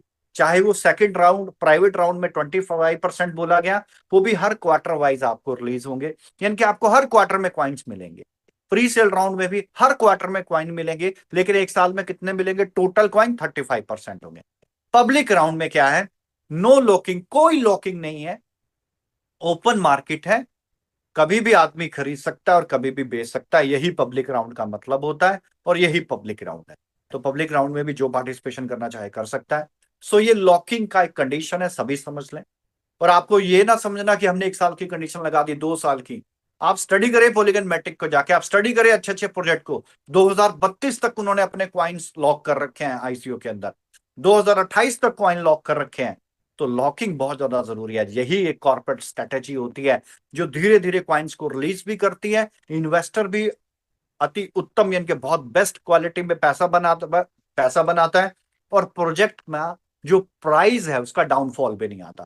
हमेशा याद रखना, हमें प्राइस को मेंटेन करना है, हमें उसके अंदर बहुत बड़ी वोलेटिलिटी लेके नहीं आनी है, जिसकी वजह से जो क्रिप्टो के बारे में कहा जाता है। तो आप स्ट्रेटेजी पूरी समझेंगे तो आपको समझ आ जाएगा कि हमारा कॉइन धीरे धीरे स्टेप बाय स्टेप ग्रो करेगा, लेकिन स्टेबिलिटी के साथ करेगा। वोलेटाइल बहुत कम होगा, गिरावट बहुत कम देखने को मिलेगी। वो अभी आगे की और स्ट्रेटेजी देखेंगे तो और सारी चीजें आपको क्लियर होंगी। सो आईसीओ के अब यहां पर बताया गया कि जो आईसीओ का पहला राउंड था कैसे अनलॉक होगा, तो उसमें बिल्कुल क्लियर कर दिया गया कि ये तो पहला साल लॉक है, उसके 1 साल के बाद जो है वोटिंग होगी और उसी के साथ इन्वेस्टर्स फाउंडर्स वोटिंग करेंगे and then they will decide कि 2024 में लॉन्च हुआ है, 25 में पूरा लॉक है, 26 में फिर वोटिंग होगी और 26 में वोटिंग होने का पता चलेगा कितना परसेंट लॉक करना है, 27 में कितना अनलॉक करना है, सॉरी 26 में कितना अनलॉक करना है। मान लो 25% अनलॉक करना है, तो हर क्वार्टर में 25% को डिवाइड कर दिया जाएगा, बांट दिया जाएगा और वो आपको दे दिया जाएगा, 27 में भी, 2028 में भी, 2029 में भी। तो आप देखेंगे एक्सचेंज के ऊपर प्रेशर नहीं आ रहा है, सेलिंग प्रेशर नहीं आ रहा है। ये बड़े ध्यान वाली चीज है। अब हम दूसरे राउंड पे चलते हैं, private presale round and the public cell. अब देखो यहां पर बड़े अच्छे से एक चीज दिखाई गई है। सबसे लेफ्ट साइड पे देखिए प्राइवेट राउंड, क्वार्टर बनाएंगे, first quarter, second quarter, third quarter, fourth quarter. तो 2024 चल रहा है, तो 2024 के अब हम अंतिम अक्टूबर है, नवंबर है, सॉरी सितंबर देन अक्टूबर, नवंबर, दिसंबर, तो नेक्स्ट क्वार्टर तो खत्म होने वाला है क्योंकि हम थर्ड क्वार्टर के अंदर हम ऑलरेडी हैं। सो 2024 की अगर मैं बात करूं तो यहां पर नहीं है, लेकिन 2025 के सेकंड क्वार्टर में 5% टोकन रिलीज हो जाएंगे। अगले साल सेकंड क्वार्टर में 5% टोकन रिलीज हो जाएंगे। ये इतने कॉइन रिलीज हो जाएंगे जितना उसका इन्वेस्टमेंट होगा उससे ज्यादा वो प्रॉफिट बना लेगा। थर्ड क्वार्टर में देन 10% टोटली प्रॉफिट होगा उसका। फोर्थ क्वार्टर में अगेन 10% टोटली प्रॉफिट होगा। 2025 को अगर आप देखें, सीधा नीचे चलें ऊपर से नीचे की ओर, second quarter 5%, third quarter 10%, fourth quarter 10%, total देखें तो 2025 में उसको 25% कॉइन रिलीज हो जाएंगे। इसी तरह 2026 में देखेंगे, फर्स्ट क्वार्टर में 5%, सेकंड क्वार्टर में 3%, then 4%, then 3% and then 15, total 15% होगा। 2027 में इसी तरीके से चारों क्वार्टर्स का मिला के 20%, 2028 में 20%, 2029 में 20%। तो धीरे धीरे क्वाइन रिलीज हो रहे हैं, बट आपका इन्वेस्टमेंट अमाउंट हो सकता है आपके पहले सेकंड क्वार्टर में ही निकल जाएगा 5, उससे भी बड़ा प्रॉफिट आप बना पाएंगे। एंड प्री सेल के अंदर भी सेम इसी तरीके से किया गया है। सेकेंड क्वार्टर ऑफ 2025 के अंदर आपको 5% मिलेगा, थर्ड क्वार्टर में 10%, फोर्थ क्वार्टर में 20%। तो जिसका भी पार्टिसिपेशन पब्लिक सेल राउंड में होगा, थर्ड राउंड में होगा, वो 2025 के अंदर टोटल 35% लेगा, राइट। और इसी तरीके से 2026 में 12.5%, देन 2027 में 15%, देन 2028 में 15%, 2029 में 20%। इस तरीके से ये सारे राउंड्स को डिवाइड किया गया, इसकी सप्लाई को लिक्विडेट किया जाएगा, इस तरीके से सप्लाई दी जाएगी। अब अपने दिमाग पे जोर डाल के देखो, अगर इस तरीके से सप्लाई को सप्लाई को आउट किया जाएगा तो कभी एक्सचेंज पे प्रेशर नहीं रहेगा। यूजर देखो, इन्वेस्टर क्या चाहता है, अगर मैंने कहीं पे इन्वेस्टमेंट किया तो उसकी मुझे बेस्ट वैल्यू मिले, एटलीस्ट प्रिंसिपल से बढ़ के मिले। तो अगर स्ट्रेटेजी बेस्ट होगी तो प्रिंसिपल से कई गुना बड़ा मिलेगा। आओ आगे समझते हैं कैसे मिलेगा। मैंने कहा ना, कैसे होगा क्या होगा इसके बीच की चीजों को ही तो आज समझना है हमें। यही वो मिस्टेक्स है जो बहुत से प्रोजेक्ट्स करते हैं और खत्म हो जाते हैं। वो डैडी कॉइन लाइक खत्म हो गया, बहुत बॉटम पे पहुंच गया आगे। और ऐसी गलती हमसे भी एक बार हुई, हमने भी सीखा। एंड नाउ अब रिसर्च एंड डेवलपमेंट करके बहुत ही बेस्ट तरीके से आया। So dear friend, seed round 5 cent से, प्राइवेट राउंड 10 सेंट से, प्री सेल राउंड 20 सेंट से, पब्लिक सेल राउंड 40 सेंट से, and break even point analysis कितना, 80 सेंट से ये एक्सचेंज के ऊपर आ सकता है। मैंने कहा ना, किसी भी राउंड में कॉइन मिल जाए, मेरी बात को ध्यान देना। मैंने पीछे एक मिस्टेक की है, कईयों ने पकड़ी होगी कईयों ने नहीं पकड़ी होगी, यहां पर उस मिस्टेक को दुरुस्त कर रहा हूं। सीड राउंड 5 सेंट से था, प्राइवेट राउंड 10 सेंट से, pre sale round 20 cent, and the public sale round 40 cent से। और एक्सचेंज के ऊपर आने की संभावना है 80 सेंट से। कुछ भी आ सकता है, ब्रेक इवन पॉइंट एनालिसिस होता है, कुछ भी हो सकता है। यू कैन अंडरस्टैंड क्या वैल्यू बनेगी, 10 सेंट, 20 सेंट, 40 सेंट। अब ये कितना बड़ा प्रॉफिटेबिलिटी, पहले 5%, जब क्वार्टर में इनको 5% रिलीज होगा, कितना बड़ा प्रॉफिट बना जाएंगे, समझे अब आप। हाँ, कितना बड़ा आउटपुट होगा। 80 सेंट के ऊपर भी अगर 5% रिलीज हुआ तो ये कितना बड़ा प्रॉफिट बनाएंगे। तो अब आपको ये जो बैक स्टेज के ऊपर स्ट्रेटेजी थी, अब आपको ये स्ट्रेटेजी समझ आ गई होगी कि अब ब्लॉकचेन के ऊपर हम किस तरीके से, कि ब्लॉकचेन और जो हमारा क्वाइन का स्ट्रेटेजी है एक्सचेंज के ऊपर, किस तरीके से हम कंट्रोल कर पाएंगे और किस तरीके से सप्लाई को लिक्विडेट करते हुए प्राइस को भी ऊपर लेके जाएंगे और सभी लोग अच्छे से प्रॉफिटेबिलिटी भी बनाएंगे और प्रोजेक्ट भी ग्रो करेंगे। अब हमने यहां पर एक रेफरल प्रोग्राम भी रखा गया है और जिसके लिए बहुत 3.8 मिलियन एमफैब क्वाइन रखे गए हैं। 3.8 मिलियन क्वाइन रखे गए हैं रेफरल प्रोग्राम के लिए। और ये रेफरल प्रोग्राम में केवल 2 ही राउंड आएंगे, लास्ट, तीसरा और चौथा, third and fourth, pre sale and public round. और ऊपर के 2 राउंड है वो नहीं आएंगे, pre sale and public round. इनके प्री सेल है एंड द पब्लिक राउंड, सिर्फ यही 2 राउंड आएंगे और कोई नहीं आएगा, यानी कि थर्ड एंड फोर्थ राउंड। लेकिन इसमें 3.8 मिलियन एम फैब कॉइन रेफरल प्रोग्राम में डाले जाएंगे। क्या है referral program? It's very simple.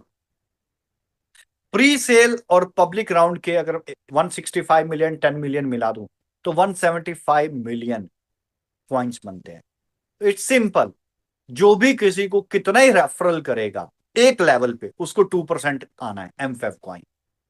तो अगर 175 मिलियन टोटल स्टेक है प्री सेल राउंड का, यानी कि थर्ड राउंड का और फोर्थ राउंड का 175 मिलियन है, तो उसका अगर मैं 2% निकालूं तो 3.5 मिलियन एम5 कॉइन निकलते हैं। तो 3.5 मिलियन सिर्फ रेफरल में बांटना है हम लोग। So you can understand dear friends कि 3.5 का 5 मिलियन कॉइन सिर्फ रेफरल में बांटना है। कोई किसी को भी रेफरल करेगा, सिंगल एक कॉर्पोरेट रेफरल के ऊपर 2% आपको एम5 कॉइन और मिलेंगे। तो हो सकता है बहुत से लोग इन्वेस्टमेंट करने में उतने ज्यादा सक्षम ना हो जितने सक्षम इन्वेस्टमेंट करवाने में। तो इन्वेस्टमेंट करके भी प्रॉफिट बनाएंगे और करवा के भी 2% आप एम5 कॉइन ले सकते हैं। और जिस राउंड के क्वाइन है उसी राउंड में मिलेंगे। सो यू कैन अंडरस्टैंड कितना बड़ा प्रॉफिटेबिलिटी। यहां पर रेफरल प्रोग्राम चला के प्रोजेक्ट ने बहुत ही बेहतरीन चीज किया और हमारे लोगों को रेफरल प्रोग्राम थोड़ा जल्दी समझ में आता है। चलिए प्राइस प्रोडिक्शंस की बात करते हैं कि आने वाले, सर 1 साल में, 2 साल में, 3 साल में, 5 साल में प्रोजेक्ट अपने आप को कहां देखता है। अब बड़े ध्यान से समझिएगा प्राइस प्रोडिक्शंस। ओ, यहां पर ये 2 स्लाइड्स थी मेरे पास जो आई डोंट नो किसी वजह से क्यों नहीं दिखाई दे रही, बट मैं आपको बताता हूं।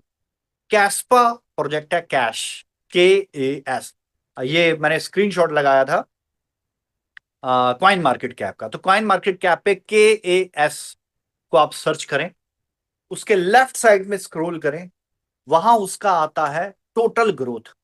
तो उसकी जो टोटल ग्रोथ थी कैस्पा की तकरीबन 1,19,000% आ रही थी। किसके ऊपर? उसके सबसे, जब उसका प्राइस सबसे कम था और जो आज उसका प्राइस है।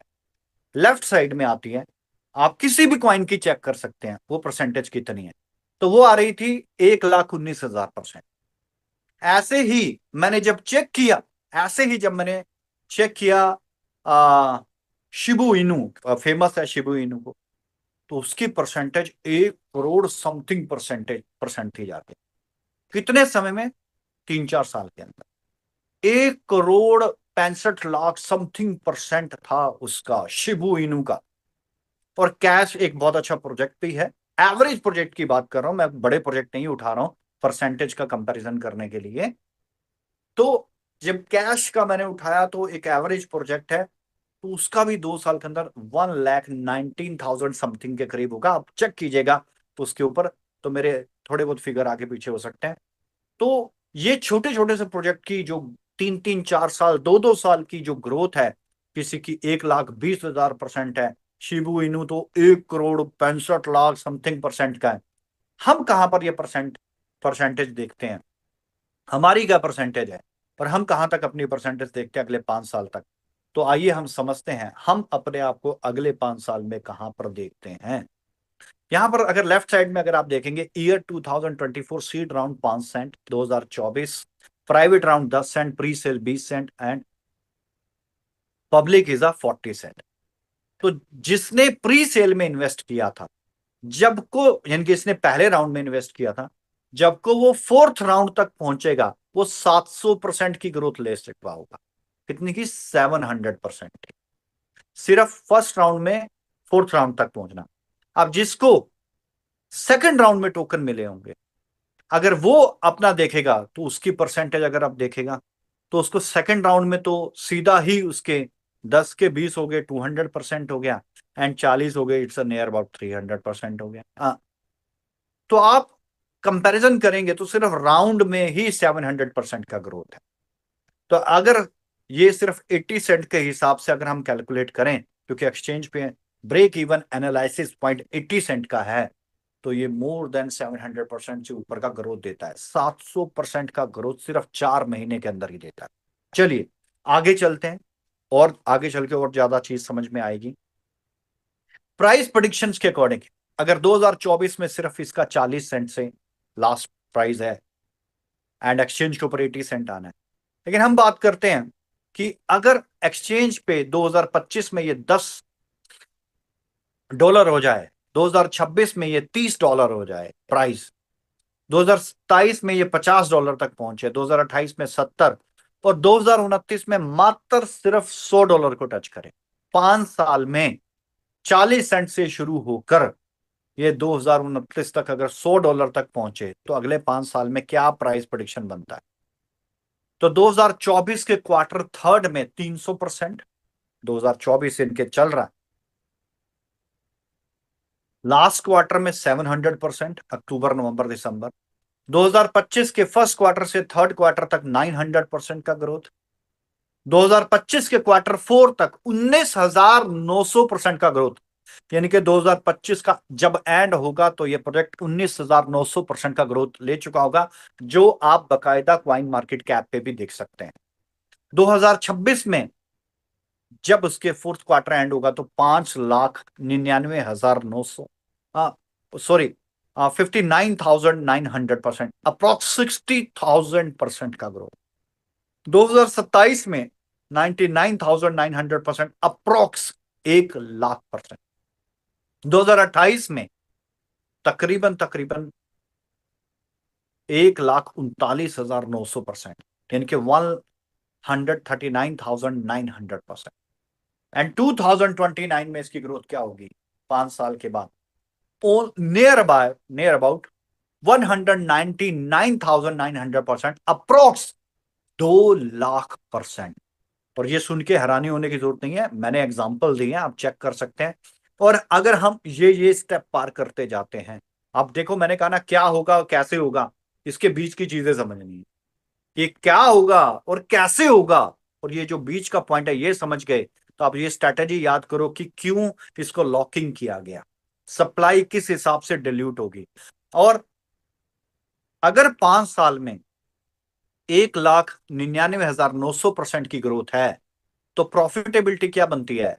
अगर किसी यूजर ने सीड राउंड में $100 इन्वेस्ट किए, ध्यान से सुनना, अगर किसी यूजर ने सीड राउंड में $100 इन्वेस्ट किए तो 2029 में तकरीबन तकरीबन उसका $100 जो होगा वो 2 लाख% के करीब पहुंचेगा। $1,99,900 बनेंगे। $100 बनेंगे, $1,99,900, तकरीबन तकरीबन $2 लाख। तो ये 5 साल का प्राइस प्रेडिक्शन है। हमारे लोगों को एक ही आदत है, 10% भी बना तो कितना बनेगा? उतना बनेगा जितना जीवन में सोचा नहीं होता। राइट? सो ये एक प्राइस प्रेडिक्शन है। अब ये जो प्राइस प्रेडिक्शन है, क्या ये हवा में लगाई गई है? ये प्राइस प्रेडिक्शन जो लगाई गई है, इसके पीछे की थीसिस क्या है, थ्योरी क्या है? कैसे हम इस पॉइंट को टच करेंगे? कैसे 2029 में ये 2 लाख% का परसेंटेज आउटपुट निकाल सकता है? कैसे ये प्राइस प्रेडिक्शंस के हर क्वार्टर वाइज प्राइस को टच करेंगे? सिर्फ $100 की तो बात की, कहीं गलती से $200 का प्राइस प्रेडिक्शन दे देता तो समझ ही ना आता लोगों को हो क्या रहा है, क्योंकि ऊपर से निकलती बातें।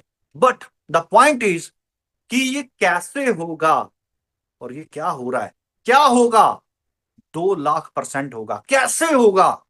अब ये चीज अगर समझ में आ गई तो प्रोजेक्ट भी सारा कंप्लीट समझ में आ जाएगा। आइए समझते हैं कैसे होगा। अब डायनेमिक इकोसिस्टम को बड़े ध्यान से समझो। एमफैब ब्लॉकचेन हमारी अपनी खुद की ब्लॉकचेन है, तो ब्लॉकचेन के यूजर्स, फिनजाई ट्रेड उसके यूजर्स, मेटा सोइलवर्स उसके यूजर, फिनजाई एनएफटी मार्केट प्लेस उसके यूजर, फिनजाई एक्सचेंज के यूजर, फिनजाई फिनविन फिनजाई गेम।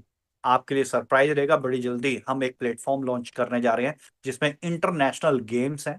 बकायदा प्रोफेशनल ट्रेन टीम उसको हैंडल कर रही है और उसके ऊपर प्रैक्टिस चल रही है बहुत ज्यादा।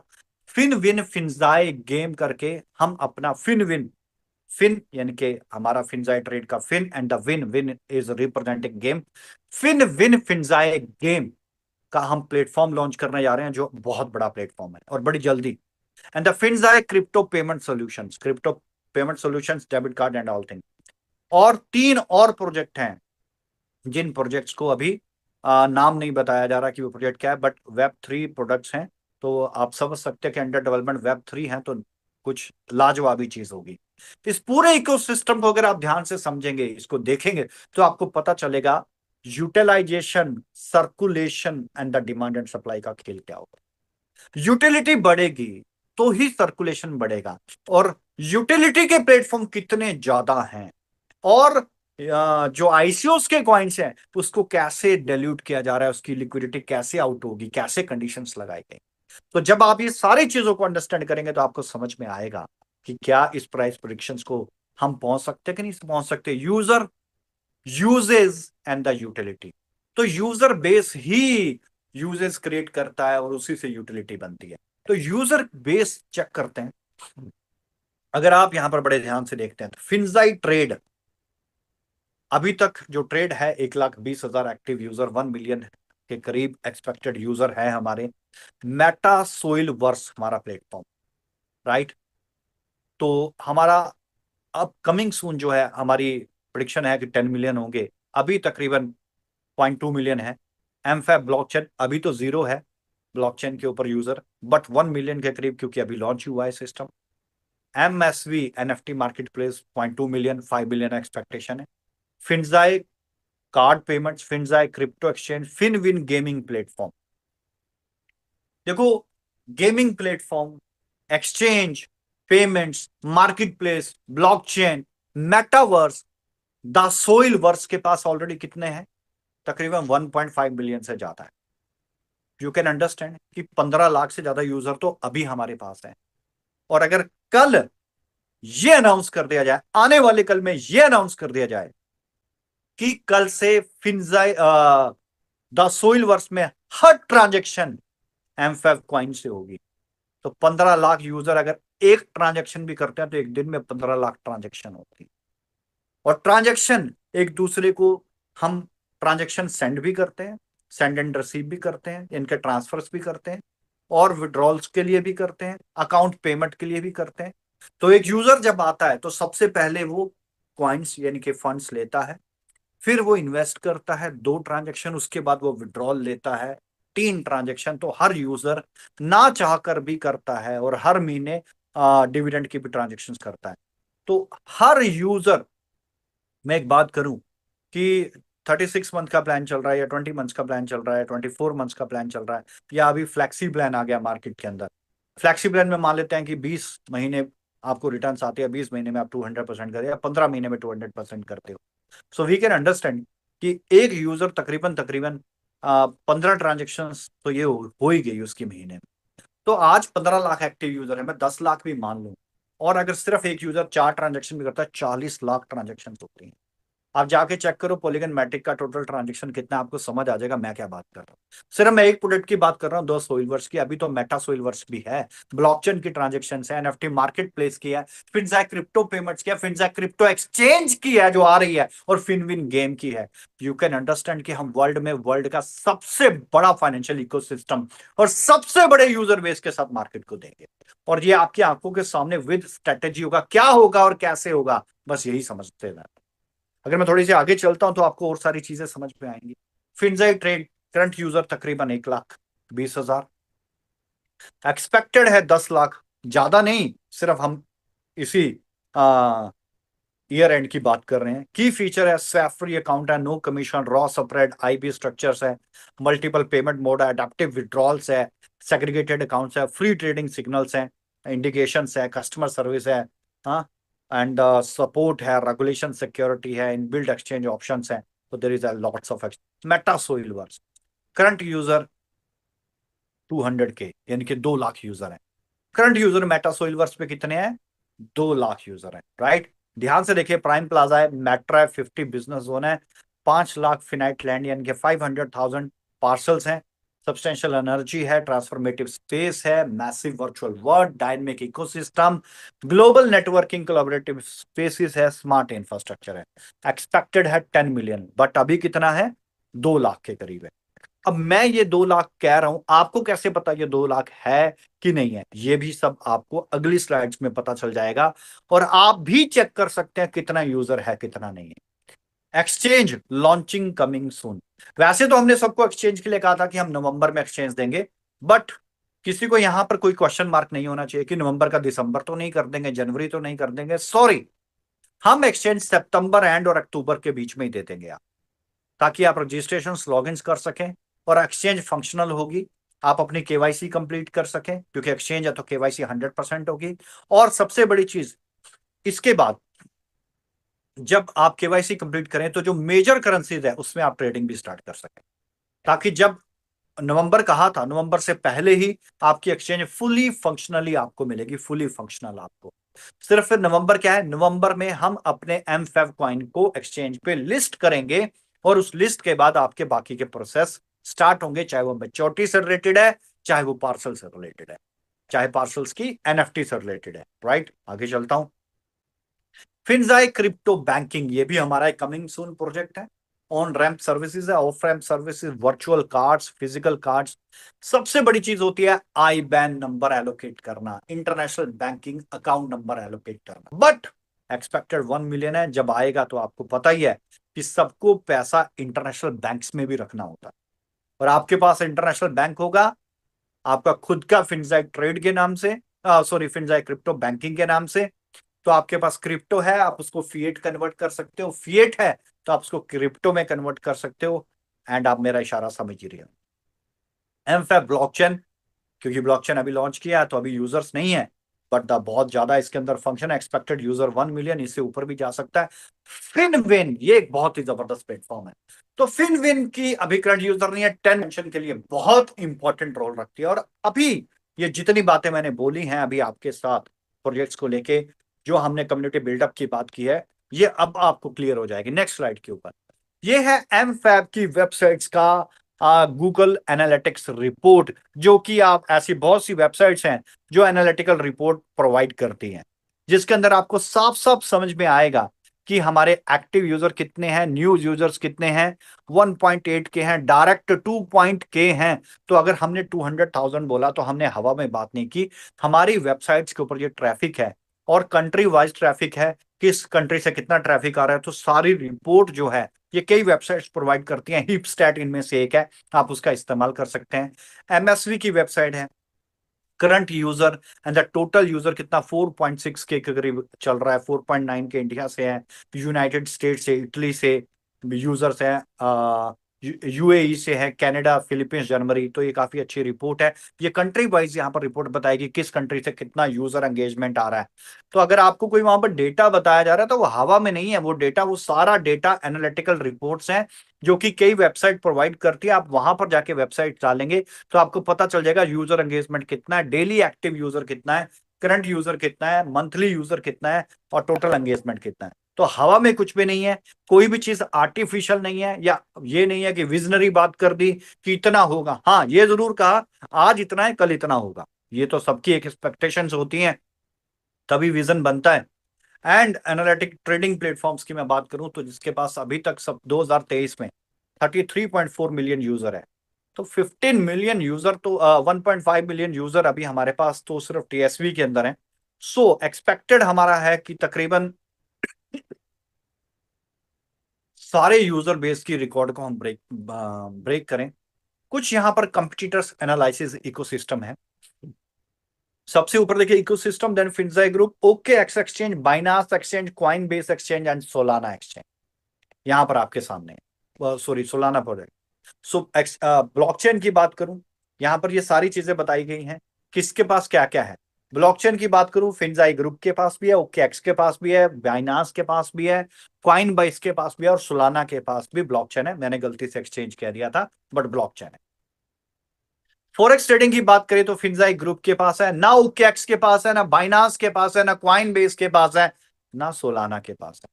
मेटावर्स की बात करूं तो सिर्फ फिंजाई ग्रुप के पास है, ना ओकेएक्स के पास है, ना बाइनास के पास है, ना क्वाइन बेस के पास है, ना ही सोलाना ग्रुप के पास है। एनएफटी मार्केट प्लेस की बात करूं तो सिर्फ क्वाइन बेस के पास नहीं है, बाकी सबके पास है। क्रिप्टो एक्सचेंज की बात करूं तो सिर्फ सोलाना के पास नहीं है, ओकेएक्स के पास, बाइनास के पास, क्योंकि ये तो जाने एक्सचेंज करके जाने जाते हैं। क्रिप्टो पेमेंट्स की बात करें तो सिर्फ ओकेएक्स के पास नहीं है, अदरवाइज बाइनास के पास भी है, क्वाइनबेस के पास भी है, और सोलाना के पास भी है, और फिंजाई ग्रुप के पास भी है। तो आप देखें कि बहुत सी इतनी बड़ी बड़ी एक्सचेंजेस, ब्लॉकचेन्स, जो सिर्फ एक प्रोडक्ट के ऊपर टॉप पे है। सोच के देखो, वर्ल्ड की best industry, blockchain, forex trading, metaverse, NFT market place, crypto exchange, crypto payments, banking, सारा कुछ तो हमारे इकोसिस्टम के अंडर आ रहा है। इसको वर्ल्ड का लार्जेस्ट या बिगेस्ट फाइनेंशियल इकोसिस्टम बनने से कोई नहीं रोक सकता। थोड़ी आगे चलते हैं। MFAB ranking in web 3 industry top 1। क्यों? इसकी वजह है ये रैंकिंग की वजह, टर्नओवर भी होगा, यूजर एंगेजमेंट भी होगा। इस चार्ट में ये क्लियर होता है कि एमफैब नंबर 1 रैंक के ऊपर होगा, राइट। यूजर कम्युनिटी बिल्डिंग, अब ये जितने भी प्रोडक्ट हैं ये सब चलेंगे किससे? कम्युनिटी से। सो कम्युनिटी बिल्डअप बहुत ज्यादा जरूरी है। So user community building, digital marketing and the Finwin game. तो हमने दो हिस्सों में किया, एक digital marketing and the Finwin game. मैं गेम के ऊपर एक बहुत बड़ा एग्जांपल दूंगा, बड़े ध्यान से समझिएगा। गेम के ऊपर hamster combat analysis, right now इसके 200 मिलियन एक्टिव यूजर हैं। एंड इसके डेली डेली एक्टिव यूजर की बात करूं, जो पर डे एक्टिव यूजर है 40 मिलियन है। इसको बाइनास ने फ्री ऑफ कॉस्ट अपनी एक्सचेंज पे लिस्ट कर दिया, फ्री ऑफ कॉस्ट, 1 रुपया लिया बिना। क्यों? क्योंकि इसने गेम दी, हैमस्टर कॉम्बैट, सिर्फ आपको क्लिक क्लिक करना है, गेम दी। और वो गेम इतनी ज्यादा पॉपुलर होगी कि सिर्फ और सिर्फ कुछ ही समय के अंदर 200 मिलियन एक्टिव यूजर हो गए, और 40 मिलियन डेली एक्टिव यूजर है। अब बाइनास अगर इसको लिस्ट करेगा तो जाहिर सी बात है 40 मिलियन एक्टिव यूजर उसके पास पहुंच जाएंगे और ज्यादा। एक यूजर $1 की भी ट्रांजेक्शन करेगा तो हैमस्टर कॉम्बैट के पास $40 मिलियन की ट्रांजेक्शन हो। सॉरी। समझ में आता है गेमिंग कितना बड़ा प्लेटफॉर्म होता है, कितना बड़ा रेवेन्यू जनरेट होता है गेम से, सोच से परे। सो हैमस्टर कॉम्बैट की तरह हमने भी अपना एनालाइजेशन करके फिनविन प्लेटफॉर्म बनाया, competitors gaming analysis. Hamster Kombat के पास 40 मिलियन है, TON active user 158 million, and the daily user 15 million Dogs करके है, 150 million and 35 million daily user. So we can understand कि गेमिंग के साथ भी कम्युनिटी बिल्डअप बहुत फास्ट होता है, यूजर एंगेजमेंट बड़ा फास्ट होता है और बड़ी जल्दी यूजर जो है, अगर फाइनेंस उसके बीच में आ जाता है तो लोग फोर्सली डेलिबरेटली जाके जरूर उस गेमिंग के अंदर अपना इंटरेस्ट दिखाते हैं। अब वो टेलीग्राम कम्युनिटी टारगेट, एक मेरी रिक्वेस्ट है, जितनी भी मीटिंग्स चल रही हैं अभी, जितनी भी मीटिंग्स चल रही हैं और जो मेरी बात सुन रहे हैं, हमारा टेलीग्राम चैनल इमीडिएट ज्वाइन करो। सबसे बड़ा मिसकम्युनिकेशन की वजह कि समय पे इंफॉर्मेशन ना मिलना, तो टेलीग्राम चैनल तुरंत ज्वाइन करें, तुरंत। मेरी बात खत्म होने के बाद या अभी 1 सेकंड लगता है, टेलीग्राम कम्युनिटी को इमीडिएट ज्वाइन करें ताकि इंफॉर्मेशन सीधा आप तक पहुंचे, आपको भी पता चले एक्चुअल में हो क्या रहा है। बहुत लोगों को तो प्रेजेंटेशन देख के पता चलता, ओहो हो ये कर दिया। हम अभी भी सोच रहे हैं 2 का 4, 4 का 8, 8 का 16। हम अभी भी सोच रहे हैं कि बंदे जोड़ने जुड़ने वाला काम। अभी तक भी हम यहां पर नहीं पहुंचे कि हम इंडस्ट्री के किस फेस के ऊपर हैं। हम वर्ल्ड के बेस्ट फाइनेंशियल सिस्टम को लीड करने जा रहे हैं, तो कैसे करेंगे? आपके पास डायरेक्ट इंफॉर्मेशन आनी चाहिए। Please let us join our Telegram community channel, हमारा टेलीग्राम चैनल ज्वाइन करें, मेटा सोलवर्स का ऑफिशियल चैनल ज्वाइन करें, ये जरूर ज्वाइन करें हमारा। दूसरा आ गया प्रमोशनल स्ट्रेटेजीज, शेलिंग कर रहे हैं, ओआरएम यहां पर चल रहा है, SEM सर्च इंजन मार्केटिंग कहते हैं, social media promotions, Discord management है, गिटहब मैनेजमेंट है, गेम्स, गेम के ऊपर मैंने बात की, कम्युनिटी एंगेजमेंट कैसे करेंगे, टेलीग्राम कम्युनिटी मैनेजमेंट है, इन्फ्लुएंसर मार्केटिंग है, प्रेस रिलीजेस है, बिल बोर्ड्स के ऊपर अब आप देखने वाले हो। और इटली वालों तैयार रहना, बड़ी जल्दी मिलान में जब हम प्रोग्राम करेंगे तो उससे हफ्ते 10 दिन पहले ही आपको सारी इंफॉर्मेशन आपके बिलबोर्ड के ऊपर मिल जाएंगी। सोशल मीडिया एडवर्टीजमेंट है, सर्च इंजन ऑप्टिमाइजेशन है, SEO है, गिव वे हम कर रहे हैं, यानी कि आप कह सकते हैं पॉडकास्टिंग, AMA, ये भी एक सेशंस होते हैं, ask me anything, social media marketing है, हैशटैग कंपटीशन है, पूल्स हैं, कंप्यूटर जनरेटेड इमेजिनरी वीडियोस हैं, CGI जिसको बोलते हैं। एंड आप ये सारी चीजें अभी देख रहे हैं कि ये सारी चीजें लाइव न्यूज है। अब मुझे नहीं पता कितने लोगों ने ये न्यूज़ देखी होंगी कि नहीं देखी होंगी। बाइनांस स्क्वायर के ऊपर हमारी न्यूज चल रही है, राइट। ICO की न्यूज, ब्लॉकचेन के ऊपर हमारी ब्लॉकचेन की न्यूज है। यूट्यूब के इन्फ्लुएंसर्स अब हमारे बारे में बात कर रहे हैं, कैसे सेल्स आ रही है, कैसे लाइव हो रहा है, काउंटडाउन चल रहे हैं। मुझे नहीं पता कितने लोगों ने देखा, नहीं देखा। हाँ, क्रिप्टो के बड़े बड़े जो प्लेयर्स हैं, जो ट्विटर्स के बड़े बड़े प्लेयर्स हैं, CSX क्रिप्टो स्क्वायर एक्स जिसे कहा जाता है, स्क्वाड एक्स, वो है। और बहुत सारी ऐसी कॉइन्स कैप्चर है हमारी न्यूज़ को, जो अभी ट्वीट कर रहा है, न्यूज़ डाल रहा है, तो आपको ये देखना चाहिए। रीजनल भी न्यूज़ेस आ रही हैं अरेबिक लैंग्वेज में, यानी कि UAE के अंदर, इटैलिक में भी, यानी कि आप देख सकते हैं कि इटैलिक भी न्यूज़ है, जापानीज में भी न्यूज़ है, कोरियन लैंग्वेज के अंदर भी, कोरिया के अंदर भी न्यूज़ चल रही है। सो ये मत सोचना कि सिर्फ जो बिजनेस वो टारगेट एक कंट्री के लिए है, मल्टीपल कंट्रीज के अंदर बिजनेसेस को टारगेटेड ऑडियंस है, चाहे वो जापान है, कोरिया है, गल्फ है, इटालिक है, यूरोप है, सारी जगह पे न्यूज़ेस चल रही हैं। आप अगर हमारा टेलीग्राम चैनल ज्वाइन करेंगे तभी तो आपको पता चलेगा ये कर क्या रहे हैं, कहां पर पहुंच रहे हैं। लिंक यहाँ आपके सामने है, M5 का ऑफिशियल, ये लिंक यहाँ पे सामने दिख रहा है। जिसके पास नहीं है, ये जितने भी मीटिंग ले रहे हैं हमारे ट्रेनर्स, आज के आज जितने लोग मीटिंग अटेंड कर रहे हैं, सब टेलीग्राम चैनल ज्वाइन करेंगे, साथ के साथ एक दूसरे को लिंक फॉरवर्ड करके। ये मेरी आप सबसे रिक्वेस्ट रहेगी।